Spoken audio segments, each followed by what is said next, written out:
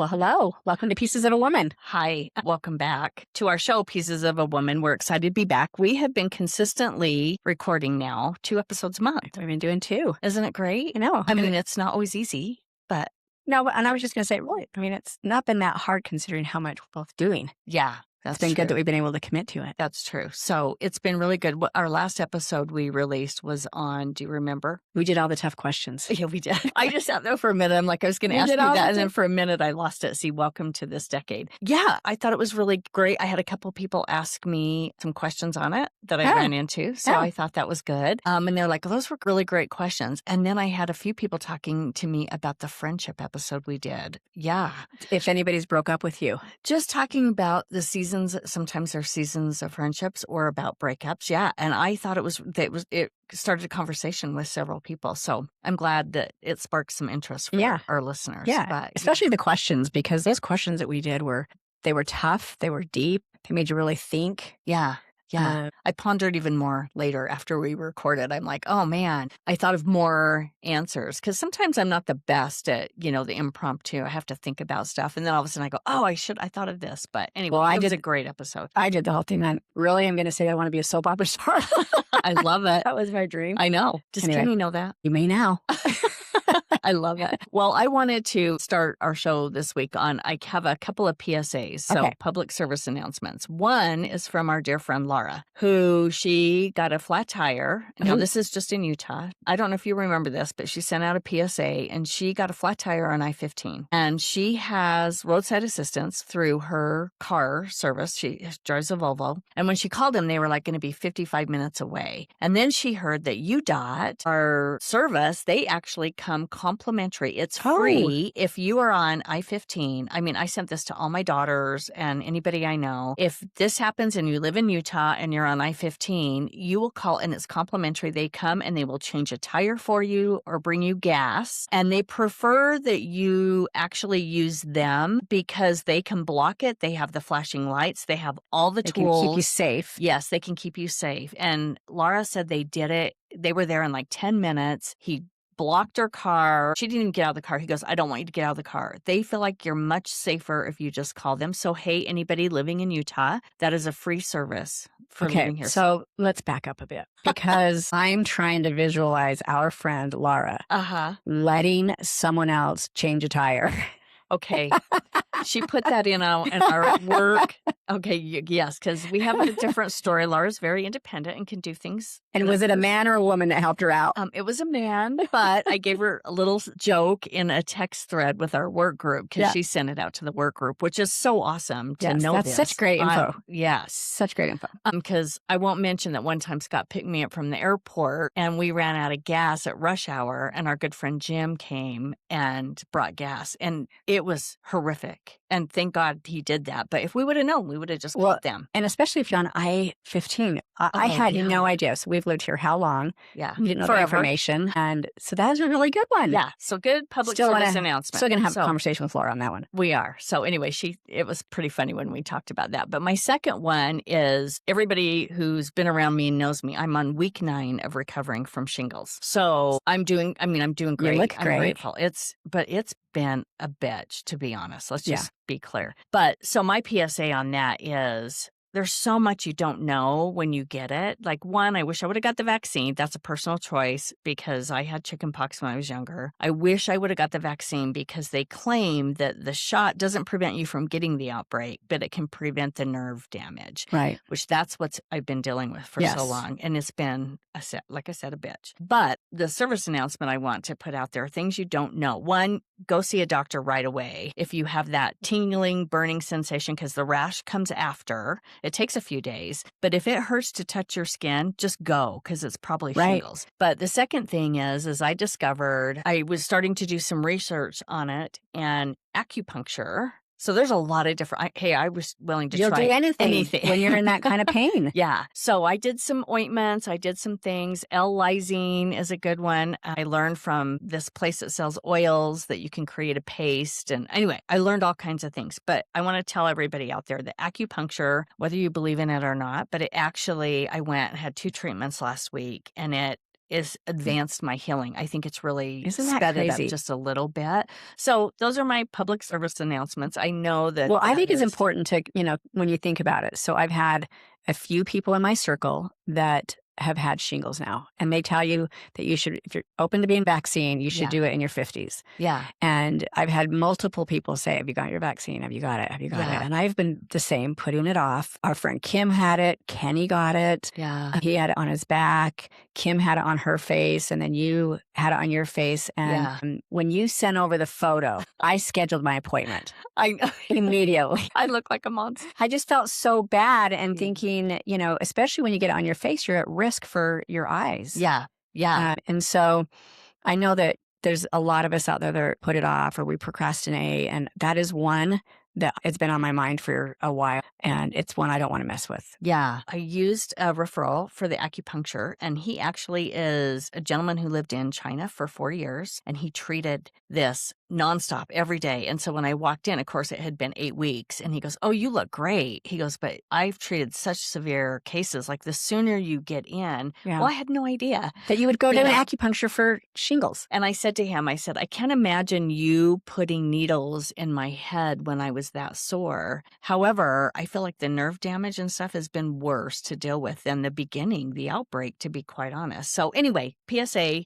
get into a doctor right away and get on I think it's acyclovir or cyclovir or whatever. If you start to feel it. And secondly, reach out if you believe in it, see an acupuncturist, because it was worth it. So that's my 2 public service announcements. I love it. I love it. Yeah. So what do you want to talk about today? Well, you and I were kind of discussing earlier something that we've both been involved in pretty much all our life, but we want to talk about leadership today. And I want to ask a couple of questions for you. One, great. Let's go back. Okay. Because when we're starting our careers, we've had a lot of people that we have looked up to or admired, and some we haven't, maybe. Right. So I think we learn leadership styles early on. Any job, jobs as teenagers, you have leaders in every position you're in, leadership in sports, coaches, all of that. Right? Yeah. So I'm curious, have you had anybody in your life, or was there anybody that stood out? Doesn't even have to be work. Maybe it was, when you were wanting to be a soap opera star, or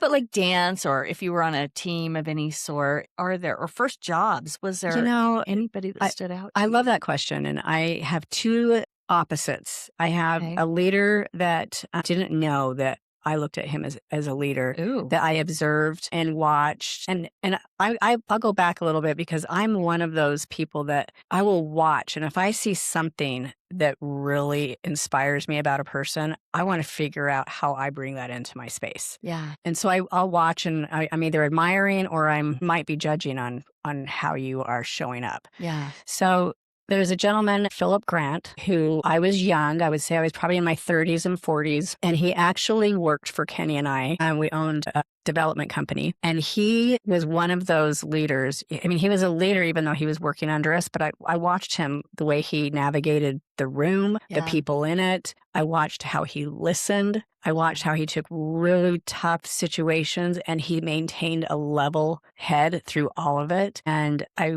observed him coming in with solutions versus complaints. I just watched all of this with him and thought, that's what I want to embody, whether it's a leader or just in my position. And I would say probably a good 8 years later, I went into another position and watched a leader that yelled, threatened, constant threats, ultimatums, reacting. And I watched it firsthand in different conference rooms. And I thought, I'm so surprised that the people are continuing to follow this, that they stay. But I knew that's not the type of leader I wanted to be. And so those are 2 opposites of, showing the side where I knew what I didn't want to be and where I did want to be and who I admired. And I would say, that Philip had a massive impact on how I show up today as a leader. Now, I don't always get it perfect. Yeah.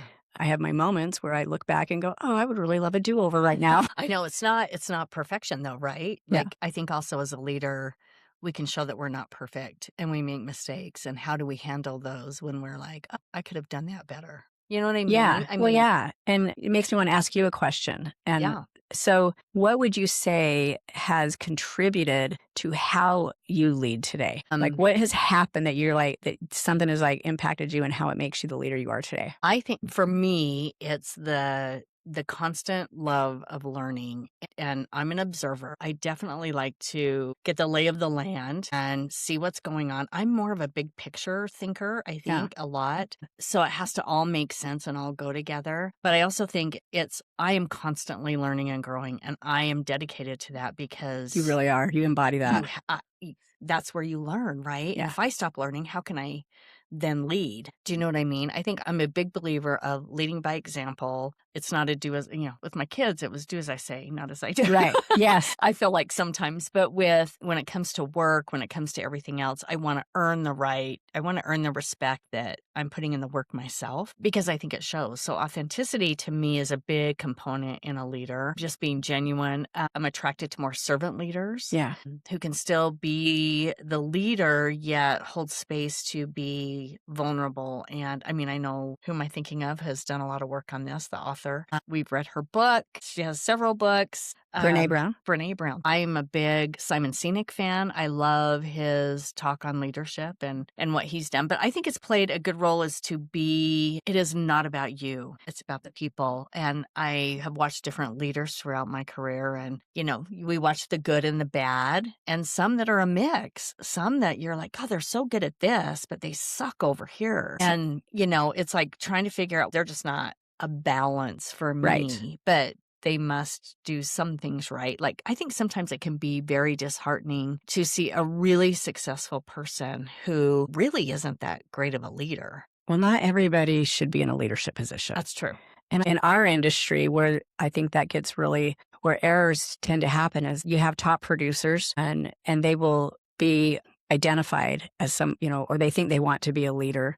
Yeah. And they might even be identified to go into a leadership position. And not always are they wired for that. Yeah, 100%. To be able to, a top producer doesn't necessarily mean that they're going to be able to lead in a meaningful way. And I don't think that there's enough training out there for leaders. I think that many people in their leadership positions are put in them and then they're never given the baseline or the foundation of how to really lead in an impactful way. And I hear so many stories of mostly in government jobs. And hopefully I don't offend anybody, but I hear so many stories in these leadership roles where there's a lot of threatening, intimidation, and a lot of intimidating, but they literally have no skill set on how to lead. And I look at my role and I think if I were to have any of those characteristics, I'd be out the door. I don't think that anybody would even keep me around. But in a government position, there's really this hierarchy that they don't have that ability. They just are stuck with those leaders. And it's unfortunate.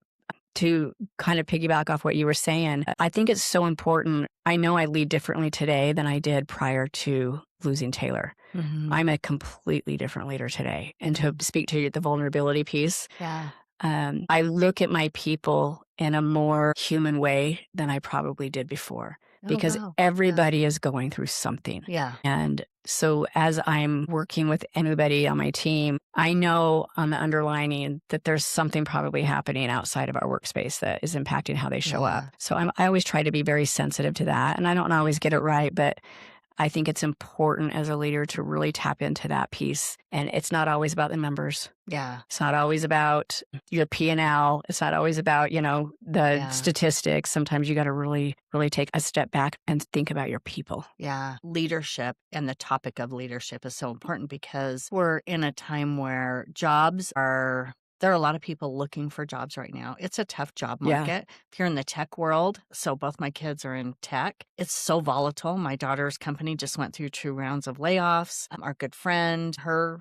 boyfriend just went through, his company went through a round of layoffs. And so it's happening a lot. And then to get a job, and here's the piece where because of AI, which can be so beautiful and so horrible at the same time, because of AI, it comes down to relationships. And where people are putting in applications, well, a company may get 500 applications, 1,000. And whether they qualify or not. Yes, correct. And the importance of relationships is so big right now, but we also need the leaders to really step up and lead in a different way because there's a lot of unrest is my view. And so I think leadership is so powerful, but how you do one thing is how you do everything. And so teaching leadership to these young people coming into the job market matters. And I always say to people, like, it doesn't matter what job you have. If you're working at McDonald's, I worked at at Taco Bell. I cleaned houses in my 20s. Yeah. And it goes back to how you do one thing is how you do everything. How you show up there is going to set the tone for how you're going to show up at the next job and whether people want to hire you or not. Right. And you've got to play bigger. I think a lot of people play small. It's easier to hide behind technology now. And I think it's about relationships. So that goes back to leadership of a lot of people don't look at themselves as leaders, but they really got to, who's leading their own life? Right. They Well, in need to every be a leader. position, Yeah. every position you hold, you're leading in some aspect. Yeah. And Yeah. you're leading the actual job that you're doing. Yeah. Okay, so let me ask you another question. If you look back at your leadership, what was the most challenging part of that you had to do in your position? Well, that's a really good question. It's something I still can't divulge, but I've had to do some really, really hard things because they were the right thing. And I think that's the key component of I've had to do that twice. Well, there have been 3 situations in my career in the last 25 years that I can think of that were extremely hard, but because of the position I was holding, I was the one who had to make the decision. And to me, it was easy in the sense of you got to do the right thing always. Yes. But it was extremely hard. And I wish I could divulge what it was because it sets the stage for how hard it is to be ethical. I would imagine it was a character thing that you had to really kind of tap into, knowing that it was your character was going to be on the line if you didn't make the decision to do what you did. Absolutely. I mean, sometimes they're so clear. It's so easy. You know what the right decision is, but the fallout is not always easy. And it's really hard. What about for you? I mean, I had a few situations where, you're having to make decisions that impact multiple people. But I would say in this role, it was my dream role. But it's also been at a time when the industry has been really challenged in the last 4 years. And with that, it became one of the most challenging roles that I've ever had. But I came into a company that I had a leader and I replaced the leader because he passed away. And it was really tough because it was affecting the culture. It was affecting the people around. They had been together for years. There were people that had been tenured for 15, 20 years. And there were just a lot of tough decisions. And the fallout was the people that were there questioning why. Yeah. Why were these decisions being made? And you're new coming in. So and so there, that's tough. So at that time it was, they didn't really have a clear understanding, even though you can communicate so much. You do have to be careful what everything you do communicate. But, they question you. They're wondering why and what does this mean? And so it was a couple of years of a lot of those tough decisions. So I would say overall, I've been doing this for 34 years. It was probably. Wow. And I would also say making a decision to leave a company. That's another one. When you make a decision to leave and the impact of what that looks like, that was probably second. Yeah. That is hard. Yeah. I would agree with that. I'm in a phase of my career and my life now where, and I thought about it before, but I really have focused on it the last probably 10 years, is really seeing the leadership and people coming behind us and how we need to develop that leadership coming in behind us. And so that has been very fun, especially in my coaching business, is just watching. I think there are so many people that don't realize they're great leaders until they really kind of do the work and go, oh, maybe I can do this, and start having a little faith that, oh, maybe I can do this, or want to lean into it more. But I love seeing that piece. I still want to continue to be a strong leader, but I'm more excited to see helping those develop people coming behind us. Like we're shifting, it's that time and era where you kind of start shifting, and then you start seeing people and you're like, oh my gosh, look at them and look at where they're going or how they're developing. And I think people don't really look at, I'm even talking about my own kids of, maybe I don't want to be in a leadership role, but I want to encourage everybody, you got to be the leader of your own life though. True. And sometimes you got to step up and go, okay, how can I be a leader in my own life? Because you can't let things just happen to you. Yeah. You want to be the creator. So. And it's you're serving your people. And I think leaders can forget that it is about developing the people that are coming your way. And part of our role is to make sure that we are helping make that happen for people that want those opportunities. Yeah. But you are definitely, it's a service for sure. Oh yeah. And it's an honor. It is such an honor to be sitting in a position where, you get the opportunity to make an impact, and hopefully it's a meaningful one on the people that you serve. Yeah, I agree. So what aspects of leadership do you love? And what aspects have you felt very challenging or just disliked? What do I love? So I probably will go back to what we just talked about, being able to witness and observe when you've done something that someone else feels like they can grow because of it. Yeah. Or that they can evolve or develop or pursue. And when I'm having those conversations, when someone says they learned from something, Yeah. that makes me feel accomplished. The biggest challenge that I've had, which I know, many might be surprised by this, but it's the public speaking. Yeah. It's not my favorite thing to do. And if you're going to be in a leadership position, you got to put your big girl panties on because it is happening. I know, but it is probably the most challenging. It is true. Yeah. But it's my least favorite. But I would say the people knowing that something I'm doing or a decision that we're making is impacting them and so that they can pursue their dreams. Yeah. Yeah. What about you? I love that. For me, leadership, it doesn't seem, I know they say when you're doing something you love, it doesn't feel like work, right? And I think for me, working with agents, working with clients, when you're in it, like it doesn't really feel like work. And serving as like the president and doing that kind of stuff, it was always about the people anyway. Yeah. So it's so easy. But I think that part, it was my favorite part, is just genuinely really caring about the people and helping them grow. My least favorite part is sometimes it's the tough love piece maybe, or a piece where somebody is, because the majority of the time people get in their own way. True. And kind of being real about you want X, but you're only willing to do Y, type of thing. That was really challenging for me, is trying to help them sometimes get out of their own way. That's hard because you can't want it for them more than they want it for themselves. True. And letting people go is really hard, and they can be angry but if it's not a fit, it's not a fit. And hopefully they realize it later, but that's hard. I don't love being the bad guy. It's one of the hardest parts. That's a hard part about of leadership, is being the bad guy, I would say. And you have to be. It's even more challenging if you are not really good at having the boundary of the relationship with your team. Yeah. So you want to create that friendship, but you also have to be careful that, because you may have to make a tough decision at some point, and then it makes it even more challenging to do that. Yeah.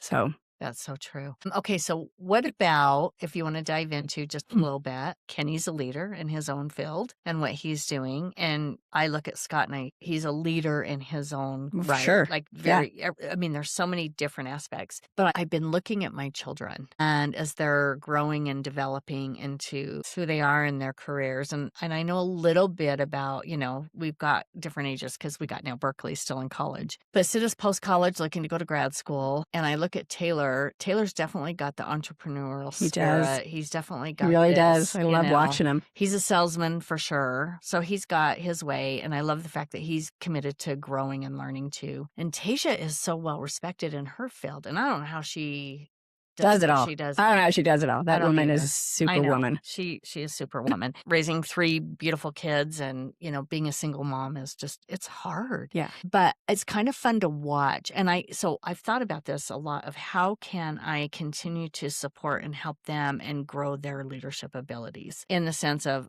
they're going to be sick of me one day. They probably already are. But like with my kids when they were little, if I would always send them quotes or books or try to get them to read different things. And I always did that. And they would just be like, oh my God, here she goes again. Now Taylor is totally that kid, right? He's a sponge now. Yeah. And I still send him podcasts. I send him stuff all the time. And I'm like, whether they listen to it or not, when I die, they're going to be like, oh my God, she probably sent us 1 million books or 1 million, because I am going to continue. We missed that text message from Mom and she sent us a podcast. I know, right? Wish she would send us one. But I feel like you've got to be urged and prompted sometimes. And, a lot of times I send it because it's just, I find entertainment in some, like with the girlfriends. Yeah. It's usually entertainment or all the health and beauty tips, because we're of that age. Yes. And I just find fascinating the workout stuff and all the vitamins and all that kind of stuff. But I think that you've got to have a cheerleader or somebody kind of encouraging you to be more and do more. You never stop. Yeah. And I think, your question about what do you do regarding them, and I think, as moms, do we know what they want? Mm-hmm. Having those conversations with them to hear, where do they want to be? Yeah. What do they want to do? What do the next 5-10 years look like? What do they want their career to look like? I think that's important. And then as they figure out what that looks like, then I think we can really help provide all the stuff you're talking about. Whitney works for Exclusive and Kennedy works for Exclusive, and the other kids, they have their own careers. But Kennedy is 24 and she thinks she has to have it all figured out right now. And I keep telling her, you're in the middle of the journey and everything you're doing today is going to help create what you decide you want to do later. You don't have to know it right now. And I think those conversations are important. Yeah. But she is learning her little own personal Ludun as she's navigating, being a yoga instructor. So I think first and foremost as parents, as we're watching our kids and developing them into being leaders in their lives, it's asking them what they want. Yeah. I think really figuring out where they're at and if they say, that's not something I'm really interested in, then we support that too. Yeah, for sure. Yeah. I love that I know they feel like they have to have it all figured out. And we've had that conversation many times of, you don't, this is just part of the journey. Yeah. And we're like in our 50s figuring out our stuff. Maybe, it'll be interesting, not because I do not want to wish time away, but it'll be interesting to see how they evolve differently. And also they have so many different things affecting. AI is a big component of their life. Yeah. And our grandchildren are going to know nothing other than technology being, our kids at least grew up for the most part without a phone in their hand. Our older kids. Kennedy, maybe not so much. It's going to be a different world for sure. We're not even going to know how to navigate it. Yeah. So how do you think, and what do you think is the most important skill in leaderships going forward right now? The most important skill is connecting, being able to connect and feel like you're alongside versus managing. I think some leaders can have a little too much ego. And that ego is not doing them a service, and it's definitely not doing their team a service. And so I think we have to let the ego go, not focus on the title, and instead ask, how can we show up today to serve in the most meaningful and impactful way? And then if you can do that, if you have that, all the other stuff, it either comes or it doesn't, but it allows you to surround yourself with the people that maybe you don't have the skill set for, but just show up in a meaningful, impactful way. Yeah. See, I love that because I'm with you. I would say the number one skill set is really people skills and really truly connecting. Egos are really hard for I leave the ego at the door when it comes to leadership, though. It's hard for a lot of people. With all the technology, with everything, no matter what industry you're in, we're always going to have leaders. We don't want to get into politics, but that's a whole nother conversation. Right. I don't think all politicians are horrible. I do think a lot probably started out with a really good intentions and hoping they can make a difference. I think it's brutal. It is brutal, and people tear you apart, and I hate that. But so I don't know, to really get some of the best people, they're probably not willing to sacrifice their family or themselves for that. And I'm going to botch this, but Brene Brown has a statement that she lives, keeps in her back pocket and she swears by. And I think as a leader, if you can keep perspective around worrying about that judgment, worrying about the lashback, worrying about, what people are going to say or do, can drive why we choose or don't choose to be in a leadership position. We need good leaders. Yeah. We need more leaders that show up better. But you have to be in the arena and you're going to get, all of that. But the people that are judging you are probably not in the arena. Yeah. She has a better way of saying it. Yeah. But her message basically is, I'm not going to listen to any of them because they're not doing what I'm doing. Right. And we do need better leaders. We do. We need more authentic and true. There's just a lot of corruption, and it's so sad to believe. I think I grew up in a bubble a little bit of wanting to believe. I take people at face value. I want to believe what they're saying till you prove different, prove me differently. All around in every aspect. Now, I'm not talking politics. I'm talking just, leaders in our industry, leaders in the hospitals, whatever it is. Yeah. I would say somebody listening to this knows a leader that they do not respect or that they admire. Yeah. And we need more of those that we admire. We do. And I would say here's the flip side too. This is the hard one. How can you be a strong leader and be authentic and not have, because I do think it takes a certain ego to be a leader. Ego is okay to a degree. You have to have ego. And I also think you have to be a strong enough leader to stand your ground, if you have something that is very important to you or morally important or whatever, I think it's okay to stand your ground, right? I don't think we bend. To me, a leader is not somebody who bends and caves. Agree. But so I think we can have both. You're right. You do have to have the ability to advocate for your people, which is going to require that you are standing your ground in situations that you may not agree with, whether it's something that your leaders bringing down or something's happening with the people that you work with. You do have to have that ability. And I don't know if that's ego or if it's character. That's a good point. I think a lot of it is character. And You're so, right. and so just knowing that that's part of your leadership style, but being able to do it in a way that you're not a dictator. Yeah. I think there's a good balance there, and it's a skill set. Yeah. It truly is a skill set. Yeah. I know some good ones that I work with that have it, and I'm grateful for, and that's why I'm still there, because I respect them as leaders. Yeah.